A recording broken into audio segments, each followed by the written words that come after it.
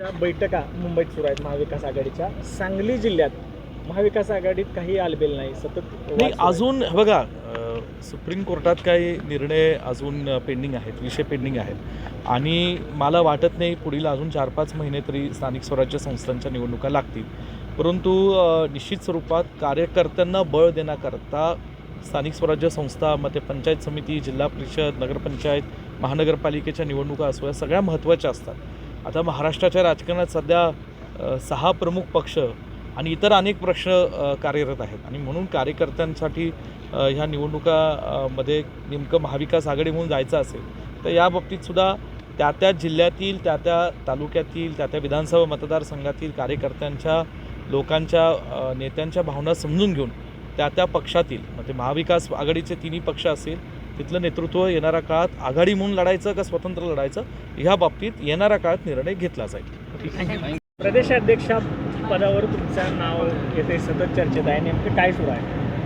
नाही, मुळात म्हणजे हे जे निर्णय असतात, कुठल्याही पक्षाचे राज्य पातळीवरचे निर्णय हे पक्षाचे पक्षश्रेष्ठी घेत असतात आणि काँग्रेस पक्षच्या महाराष्ट्र एक महत्त्वाचं राज्य आहे. काँग्रेस पक्षासाठी देशातलं एक महत्त्वाचं राज्य आहे आणि काँग्रेस पक्षाने नेहमीच महाराष्ट्राला भरभरून साथ दिली आणि महाराष्ट्राने काँग्रेस पक्षाला नेहमीच भरभरून साथ दिली आणि अशा परिस्थितीत महाराष्ट्रासारख्या महत्त्वाच्या राज्याचा जो काही निर्णय असेल तो दिल्लीत येईल आणि महाराष्ट्रातले आमचे काँग्रेस पक्षाचे वरिष्ठ नेतेगण घेतील. याच्या बाबतीत आपणाला संधी दिल्यास आपण इच्छुक आहात का? नाही, मुळात कसं आहे की अजूनही महाराष्ट्राचे प्रांताध्यक्ष आदरणीय नाना पटोले साहेब आहेत आणि मुळात त्यांच्या बाबतीत काय निर्णय होणार आहे का जाणार होणं ह्याची मला काही कल्पना नाही आणि मुळात एखादी व्यक्ती एखाद्या पदावर असताना त्या पदाबाबतीत बोलणं मला फार काही उचित वाटत नाही आणि मी सांगितलं की महाराष्ट्राच्या विधानसभेच्या निवडणुकीनंतर जे काही घडलं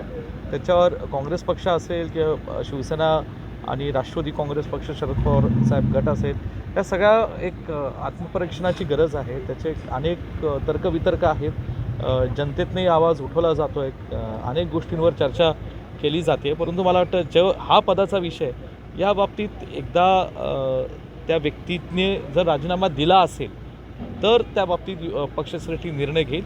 पण ती व्यक्ती नाना पटोले साहेब हे त्यांच्याकडे आज पद आहे म्हणून ते पद असताना त्याच्या बाबतीत मी बोलणं हे योग्य नाही. पक्षश्रेष्ठी बाबतीत त्या बाबतीत निर्णय घेतील. स्थानिक स्वराज्य संस्थांच्या निवडणूक